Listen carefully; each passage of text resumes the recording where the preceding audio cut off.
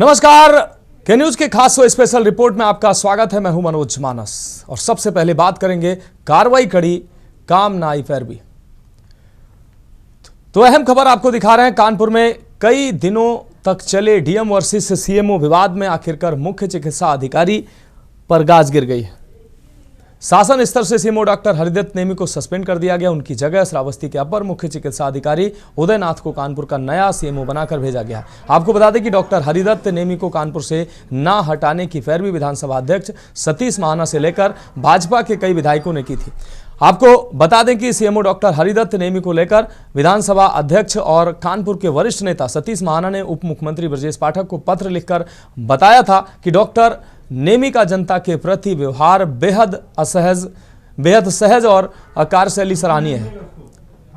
उन्होंने आग्रह किया था कि जनता की भावना को देखते हुए उन्हें कानपुर में ही बनाए रखा जाए। दरअसल सिर्फ महाना ही नहीं, एमएलसी अरुण पाठक और गोविंद नगर से भाजपा विधायक सुरेंद्र मैथानी ने भी सीएमओ के पक्ष में डिप्टी सीएम को पत्र भेजा था।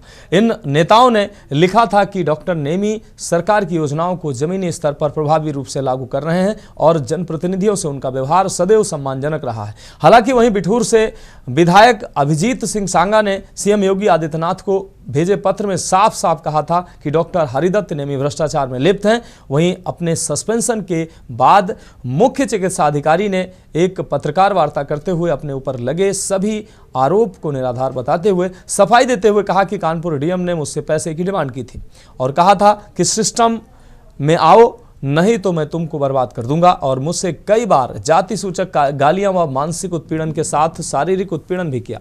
वहीं सीएमओ ने यह भी आरोप लगाया कि एक विफार्मा कंपनी को बिना सामान के एवज में पेमेंट करने का भी दबाव कानपुर डीएम के द्वारा मेरे ऊपर लगातार बनाया जा रहा था, जिसकी वजह से ये पूरा सस्पेंशन किया गया और हम इसके खिलाफ आगे कोर्ट में जाएंगे।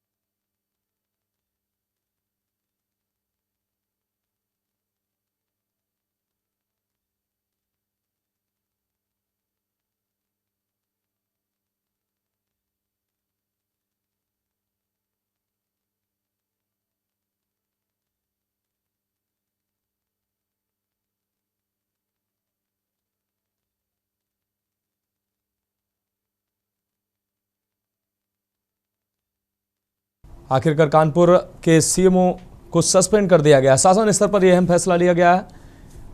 डीएम वर्सेस सीएमओ के बीच ये लड़ाई अब सस्पेंशन तक आई है।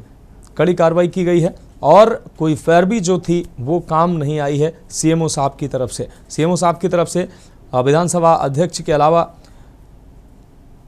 विधायक सुरेंद्र मैथानी और एमएलसी अरुण पाठक के द्वारा भी पत्र लिखा गया था और उस पत्र में सीएमओ की कार्यप्रणाली बेहतर बताई गई थी, उनका व्यवहार सहज बताया गया था।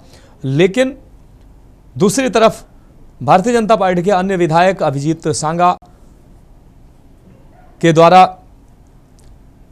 आरोप लगाए गए थे सीएमओ पर। उन्होंने साफ तौर पर आरोप लगाया था कि सीएमओ हरिदत्त नेमी के संरक्षण में कई प्राइवेट अस्पताल चल रहे हैं। तो ऐसे में अब सीएमओ को शासन स्तर पर सस्पेंड कर दिया गया है। और इस खबर पर अहम अपडेट के लिए हमारे ब्यूरो चीफ मधुर मोहन हमारे साथ जुड़ गए हैं। मधुर, डीएम वर्सेस सीएमओ की जो जंग कानपुर में जारी थी वो अब खत्म हो चुकी है। सीएमओ को सस्पेंड कर दिया गया है और सीएमओ के लिए जो पैरवी की जा रही थी वो पैरवी भी आखिरकार काम नहीं आई है। बिल्कुल, आपको बताना चाहेंगे ये कानपुर में जंग चल रही थी डीएम और सीएमओ, उसमें यह आया था कि ये सभी दोनों लोग हटाए जाएंगे। सभी जो पक्ष के नेता थे, विपक्ष के नेता थे, वो इसमें बयानबाजी कर रहे थे। और सत्ता पक्ष की बात है तो उसमें कई बड़े नेता सीएमओ तरफ से थे और कई बड़े नेता इसमें डीएम तरफ से थे। इसमें कानपुर के विधायक राय विधायक जो है उनका साथ रहा, दोनों लोग को सरकार हटाया जाएगा। लेकिन इसमें आज एक बड़ी कार्रवाई कानपुर में ये हुई कि कानपुर सीएमओ उनको तत्काल प्रभाव से उनको हटा दिया गया है। जी हाँ मधुर, लेकिन जिस जिस तरीके से डीएम वर्सेस सीएमओ के बीच जो जंग चल रही थी उसमें राजनीति लगातार हो रही थी। विधायक पक्ष में कुछ विधायक डीएम के पक्ष में सपोर्ट कर रहे थे, कुछ विधायक सीएमओ के पक्ष में सपोर्ट कर रहे थे। ऐसे में इस मामले में राजनीति भी खूब हो रही थी, लेकिन अब शासन स्तर पर यह बड़ी कार्रवाई की गई है। बिल्कुल, यदि बात करें डीएम सबसे तो विधानसभा अध्यक्ष के इनके विरोध में थे, और कानपुर की यदि बात करें कानपुर सीएमओ पक्ष में कोई लोग विरोध में थे। लेकिन सबसे बात यह कि कई बड़े दिग्गज नेता सीएमओ तरफ से लगे, तो कई बड़े दिग्गज नेता डीएम तरफ से लगे। लेकिन आज जो एक बड़ी कार्रवाई हुई, क्योंकि कल ये था कि आज दोनों अधिकारियों को लखनऊ बुलाया गया है। लेकिन उसके बाद जो आज दोपहर को एक लेटर जारी होता है जिसमें साफ तौर पर होता है कि कानपुर सीएमओ है उनको यहाँ से तत्काल प्रभाव से हटाया गया है। जी बिल्कुल मधुर मोहन, इस तमाम जानकारी के लिए आपका बहुत शुक्रिया। तो सीएमओ को सस्पेंशन किया गया, शासन स्तर पर ये सस्पेंशन किया गया है।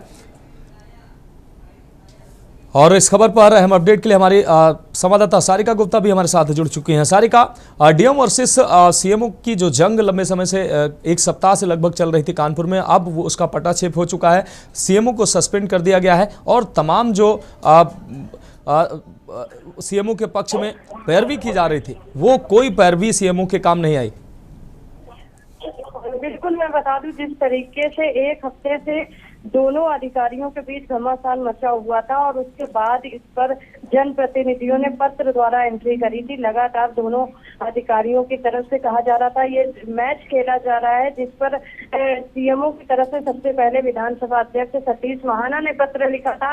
उनके स्वभाव को लेकर, उनकी कार्यशैली पर पॉजिटिव टिप्पणी लिखते हुए उन्होंने पत्र जारी किया था। और उसके बाद जो है दो विधायक यानी कि विधायक अरुण पाठक और दूसरे विधायक सुरेंद्र मैथानी ने अपना पत्र जारी किया था। वहीं पर पीछे डीएम भी नहीं रहे हैं, जिलाधिकारी की तरफ से भी फिर बकायदे महेश त्रिवेदी और अभिजीत सिंह सांगा दोनों विधायक हैं और उन्होंने भी पत्र जारी करा। लेकिन उनके पत्र में ये लिखा गया था कि स्वास्थ्य महकमे में किस तरीके की जो भ्रष्टाचार है वो हुआ है और क्या जो लापरवाही सीएमओ की रही है वो उन्होंने उजागर करी थी। लेकिन आज पूरा प्रकरण जो है अब लखनऊ तक पहुंच सकता था। हर व्यक्ति की जबान पर कानपुर के जिलाधिकारी और सीएमओ का जो प्रकरण है ये था। तो इस पर कहीं ना कहीं शासन ने अब एंट्री मारी है और शासन ने एक पत्र जारी कर दिया है जिसमें सीएमओ को सस्पेंड कर दिया गया है और लखनऊ इनको भेज दिया गया है। तो उसके बाद कुछ सीएमओ ने आज एक प्रेस वार्ता करी और जो भी उनके अंडर में जितने भी विभाग की कार्यशैली थी, जो भ्रष्टाचारी थे, उसको उन्होंने उजागर करा और कहीं ना कहीं कानपुर जिलाधिकारी के ऊपर 3 आरोप लगाए हैं। उन्होंने कहा है कि उनके ऊपर काफी दबाव बनाया गया है। जिलाधिकारी हमेशा उनसे बैठक में आपत्तिजनक भाषा का प्रयोग करके बोलते थे। दूसरी चीज, कहीं ना कहीं डीएम ने दबाव भी बनाया था, उनसे अतिरिक्त जो पैसे है उसकी डिमांड करी गई थी। तो ये सारी चीजें जो है सस्पेंड होने के बाद जो सीएमओ है हरिदत्त नेमी उन्होंने बताया है। और अब जो है ना, निश्चित रूप से सीएमओ ने अब कई आरोप लगाए। सारिका, इस तमाम जानकारी के लिए आपका बहुत शुक्रिया। तो सीएमओ को फिलहाल सस्पेंड कर दिया गया। सस्पेंशन के बाद उन्होंने कहा है कि वो कोर्ट का रुख करेंगे और कई आरोप उन्होंने डीएम कानपुर पर भी लगाए। और अब हम बात करेंगे 2 फ्लाइट की फिर इमरजेंसी लैंडिंग। दिल्ली से लेह जा रही इंडिगो फ्लाइट 6E 2006 तकनीकी खराबी के कारण गुरुवार सुबह वापस दिल्ली लौट आई। फ्लाइट में क्रू मेंबर्स सहित 180 लोग सवार थे। इसके अलावा स्पाइस जेट की फ्लाइट SG 2696 भी उड़ान भरने के 10 मिनट बाद वापस लौट आई। ये फ्लाइट हैदराबाद से तिरुपति जा रही थी। फ्लाइट में कुल 80 यात्री सवार थे। वहीं एयरलाइंस ने बताया कि टेक ऑफ के बाद पायलट को संकेत मिला कि विमान के पिछले दरवाजे में कुछ दिक्कत है, जिसके बाद फ्लाइट वापस एयरपोर्ट आ गई। इससे पहले बुधवार को एयर इंडिया की 3 फ्लाइट कैंसिल की गई थी। इनमें दिल्ली, बाली, टोरंटो, दिल्ली और दुबई दिल्ली वाली उड़ानें शामिल थी। और इस खबर पर अहम अपडेट के लिए हमारे विशेष संवाददाता अखिलेश सिंह जी हमारे साथ जुड़े हुए हैं। अखिलेश सिंह जी, एयर इंडिया के विमान हादसे के बाद लगातार जो फ्लाइटों की इमरजेंसी लैंडिंग का दौर जारी है। कई फ्लाइटें लगातार उनकी इमरजेंसी लैंडिंग कराई जा रही है। आज फिर 2 फ्लाइटों की इमरजेंसी लैंडिंग कराई गई है तकनीकी खामियों को बताकर। क्या कुछ अहम अपडेट है? देखिए मनोज, अहमदाबाद से लंदन जा रहे विमान हादसे के बाद लगातार DGCA airport authority of India हो, ये सभी अलर्ट मोड में है और बेहद सुरक्षा के साथ फ्लाइटों की चेकिंग हो रही।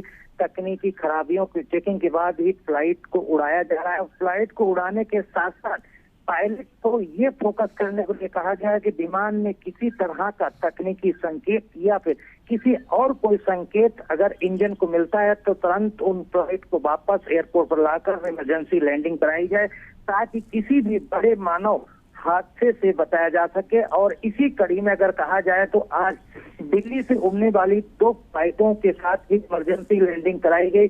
दिल्ली से जो ले एक फ्लाइट जा रही थी, इसे 206 कहा जा रहे थे, तकनीकी खराबी के कारण आज सुबह इसकी वापस लैंडिंग कराई गई।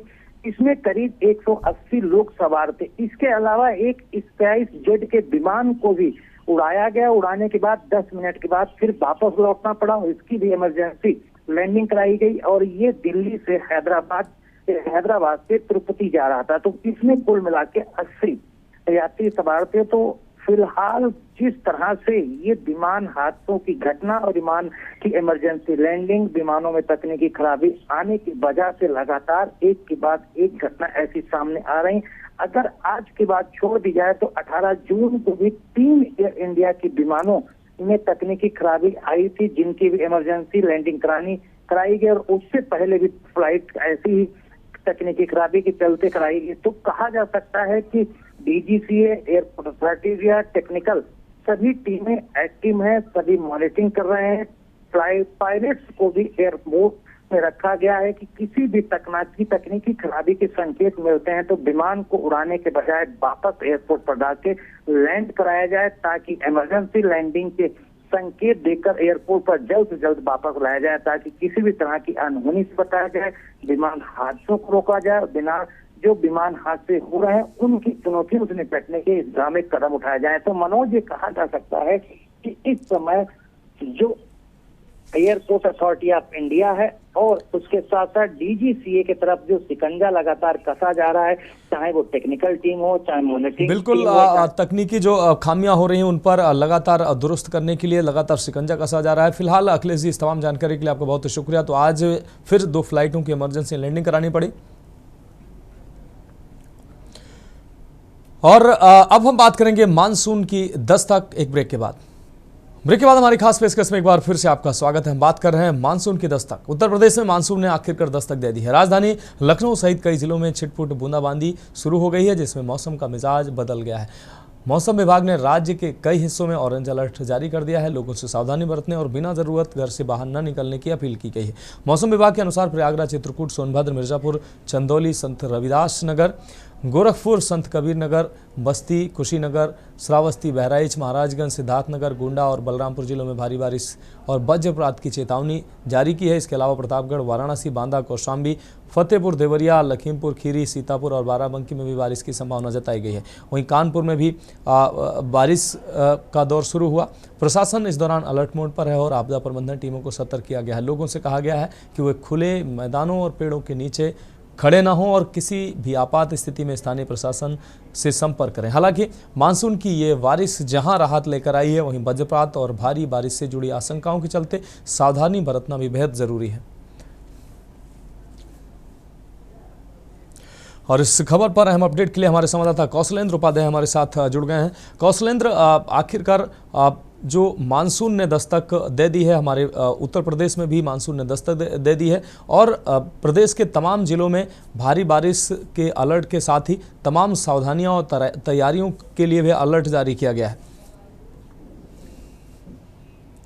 मनोज, अगर बात की जाए जिस तरह से मानसून ने दस्तक दी, उसके बाद देखिए उत्तर प्रदेश शासन और खास करके मुख्यमंत्री योगी आदित्यनाथ ने जिस तरह से नगर विकास और तमाम जो जिलों के अफसर हैं उनको तुरंत मौके पर निर्देश दिया कि जो भी चीजें हैं, जैसे बारिश का पहला मानसून अपने समय पे आया हुआ है, लेकिन जो स्थितियां बन रही थी, पहले की जो स्थितियां थी या इसके पहले की जो सरकारों की स्थितियां थी, आप सबने देखा होगा कि मानसून आने के बाद जो स्थितियां प्रदेश की और जो शहर की होती थी, उन सब चीजों को देखने के बाद जो है ये सब चीजें हुई और मानसून ने जो दस्तक समय के हिसाब से दी, उससे किसानों को जो लाभ होगा उसके लिए भी मुख्यमंत्री योगी आदित्यनाथ ने निर्देश दिया था। और आज उन्होंने खुद अफसरों के कहा कि जो भी बारिश हो रही है, कहीं जल जमाव की स्थिति हो या डेंगू, चाहे तमाम चिकनगुनिया, तमाम जो रोग फैल रहा है उसके लिए संचारी लोगों के लिए तमाम जो एक युद्ध स्तर पे उसके लिए जो है तैयारी की जाए। और मानसून की दस्तक से राजधानी लखनऊ समेत पूरे पूर्वांचल की मैं बात कर रहा हूँ। आज में देखा होगा कि करीब 27 ऐसे जिलों में अच्छी बारिश हुई है, लोगों को गर्मी से थोड़ी राहत मिली है। हाँ, कुछ जगहों पे ऐसी स्थिति बनी है कि जहाँ पे पानी का जल जमाव की स्थिति हुई। इसके लिए नगर विकास के जो अफसर हैं सब लोगों को जो है तत्काल निर्देश दिया गया है कि ऐसी स्थिति न बने, जनमानस को कोई भी समस्या नहीं होनी चाहिए। बिल्कुल कौशलेंद्र उपाध्याय, इस तमाम जानकारी के लिए आपका बहुत शुक्रिया। तो मानसून ने दस्तक दी है, लखनऊ सहित कई जिलों में बारिश शुरू हुई है। लखनऊ में भी रिमझिम बारिश का दौर शुरू हुआ है। प्रशासन इस दौरान अलर्ट पर है, आपदा प्रबंधन टीमें भी सतर्क नजर आ रही हैं। और अब हम बात करेंगे ड्रोन टकराया, हादसा टला। पीलीभीत में आज सुबह बड़ा हादसा टल गया है। नौगांव ओवरब्रिज के नीचे स्थित पेट्रोल पंप पर एक संदिग्ध ड्रोन आकर टकरा गया। तेज रफ्तार उड़ता ड्रोन सीधे पेट्रोल टंकी से टकराया। हालांकि कोई विस्फोट नहीं हुआ। घटना से अफरा तफरी मच गई। पुलिस ने मौके पर पहुंचकर ड्रोन को कब्जे में लिया और जांच शुरू कर दी है। सीओसीडी ने कहा कि ड्रोन उड़ाने वाले की पहचान जल्द कर ली जाएगी।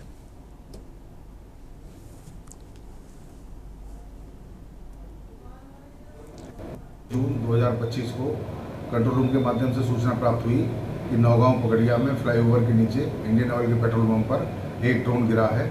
इस सूचना पर तत्काल थाना पुलिस, LIU और हमारे ड्रोन डिपार्टमेंट के अधिकारी मौके पर पहुंचे। जाकर के जांच की गई तो प्रथम दृष्टया देखने में वो ड्रोन एक सामान्य ड्रोन फोटोग्राफी का लग रहा है। ऐसा प्रथम दृष्टया ये प्रतीत होता है कि वो रेंज से बाहर होने के कारण गिर गया। फिर भी उसको कब्जे में लेकर के जाँच की जा रही है। जैसी स्थिति बनेगी तदनुसार अवगत कराया जाएगा। यहाँ कुछ नहीं, ये जहाज उड़ता हुआ आया इधर से। हाँ। आके मैंने हाथ में लेने किया, तब तक ये यहाँ टकराया, यहाँ गिर गया। हाँ। गिरने से मैंने सोचा है पेट्रोल बिक्री हो रही है, उसे ले जाए बाहर रख दिया। अच्छा। उसके बाद मैं पुलिस को सूचना दे दी, पुलिस आ गई। अच्छा, बस कितनी देर पहले घटना अलग हुई है? ये आधा पौना घंटा हो गया कम से कम, धीरे धीरे। अच्छा, आप समझ पाए क्या था वो? मैं नहीं समझ पाया, ड्रोन बोल रहे थे, मैंने उठा के बाहर रख दिया। अच्छा, बोले हटाओ इसे, हटाओ, इसमें बम होगा, मैंने हटा दिया। वो फट जाता तो मैं मर जाता कोई, मैंने तो हटा दिए बाहर। वो तो मैंने पकड़ लिया, हाथ से बाहर रख दिया हटा। तो जो बाइक वगैरह तेल डलवा रहे थे वो भगदड़ मची क्या हुआ? नहीं, भगदड़ नहीं, जाता ग्राहक ही नहीं थे, दो ग्राहक उधर थे, वो देख के मेला लगता उधर ही चले गए। मिलाओ देखें क्या है क्या है क्या है। और इस खबर पर हमारे संवाददाता शुभम मिश्रा ज़्यादा जानकारी के लिए हमारे साथ जुड़ गए हैं। शुभम, एक ड्रोन उड़ता हुआ पेट्रोल पंप के पास पहुंचा, हालांकि संदिग्ध ड्रोन था। कोई दुर्घटना हालांकि नहीं घटी, ड्रोन जाके सीधे पेट्रोल पंप से टकराया। क्या कुछ अब तक खोजबीन में पुलिस के को किस नतीजे पर पुलिस पहुंची है? बता दें, जैसे सुबह नौगांव चौराहे के पास स्थित पेट्रोल पंप पर एक अचानक से ड्रोन उड़ता हुआ आया और पेट्रोल पंप की मशीन से टकरा गया, जिससे वहां पे अफरा तफरी का माहौल बन गया। इसके बाद कर्मी ने उसे उठाकर बाहर रख दिया और सूचना पुलिस को दी। मौके पर पहुंची पुलिस ने ड्रोन को कब्जे में लेकर जांच शुरू कर दी थी। जांच में प्रथम दृष्टया पाया गया है कि यह सामान्य ड्रोन है जो अक्सर वीडियो रिकॉर्डिंग वगैरह करने के लिए उड़ाया जाता है। इसके साथ ही CCTV की फुटेज खंगाली जा रही है कि ये ड्रोन किसने उड़ाया, कहाँ से उड़ाया था, इसके पीछे उड़ाने का मकसद क्या था, जिसके लिए जानकारी अभी पुलिस जुटा रही है। हाँ बिल्कुल शुभम, इस तमाम जानकारी के लिए आपका बहुत शुक्रिया। तो मौके पर अफरा तफरी उस दौरान मच गई। मौके पर सूचना मिलते ही पुलिस मौके पर पहुंची।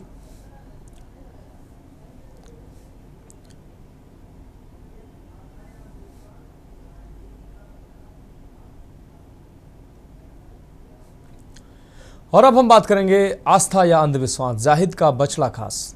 खबर बागपत से है, जहां दोगढ़ थाना क्षेत्र के टिकरी गांव निवासी जाहिद की गाय ने अद्भुत बछड़े को जन्म दिया है, जिसके 2 मुंह हैं और 3 आंख। सभी के कौतूहल और आस्था का ये मामला बन गया है। इस अनोखे बछड़े को लोग ईश्वरीय चमत्कार मान रहे हैं और पूजन अर्चन करना शुरू कर चुके हैं। अद्भुत बछड़े के जन्म की खबर जंगल में आग की तरह फैल गई है।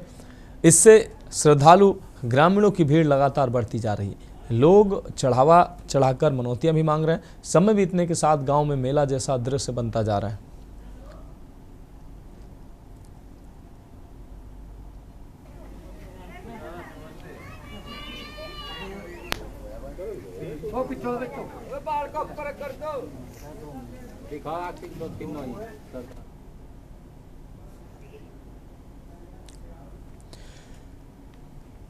और अब हम बात करेंगे कब पूरा होगा सड़क का सपना।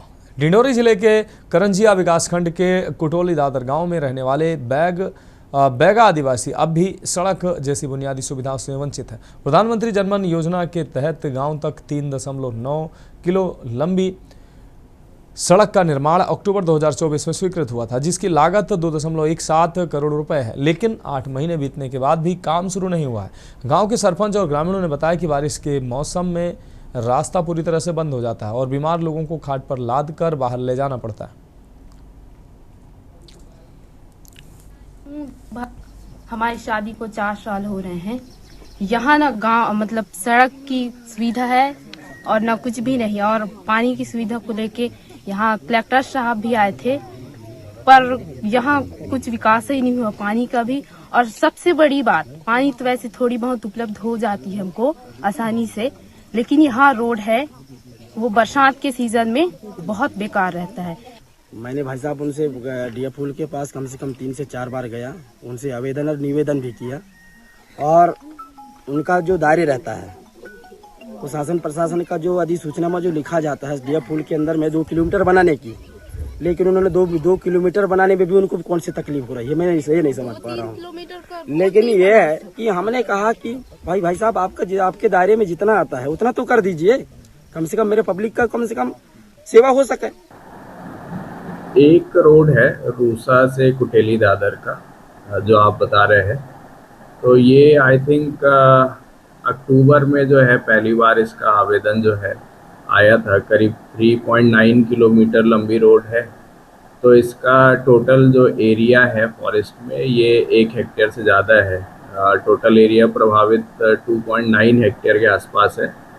तो इसमें जो है संबंधित जो यूज़र एजेंसी है प्रधानमंत्री ग्राम सड़क योजना, तो उनको जो है इस संबंध में बताया भी गया था कि ये जो है परिवेश पोर्टल के माध्यम से ऑनलाइन इसको जो है दर्ज करें, क्योंकि ये जो है 1 हेक्टेयर से ऊपर का है, तो ये वन अधिकार अधिनियम के अंतर्गत इसमें जो है दिया जाना संभव नहीं होगा। तो उसके बाद जो है अक्टूबर से करते करते उनके द्वारा पहली बार जो है परिवेश में अभी 7 जून को जो है अप्लाई किया है। करंजिया ब्लॉक की योजना है, रूसा गोपालपुर रोड से कुटली दादर। इसकी लंबाई है 3.9 किलोमीटर। इसके सेंक्शन लागत है 217.20 लाख और ये 15/10/2024 को स्वीकृत हो चुकी है। इसकी एजेंसी भी फिक्स है, क्योंकि इस रोड जो है फॉरेस्ट प्रभावित है और पूरी रोड फॉरेस्ट में आ रही है और 1 हेक्टेयर से ज़्यादा का एरिया प्रभावित हो रहा है। इसलिए इसको जो है भोपाल से इसकी स्वीकृति लिए जाना है। हमने उसकी कार्रवाई पूरी कर दी है। एक परिवेश पोर्टल रहता है, उसमें हमने जो है इसका आवेदन डाल दिया है। तो फिलहाल हमारी खास पेशकश में अभी के लिए इतना ही। मुझे दीजिए इजाजत और आप देखते रहिए के न्यूज़ इंडिया।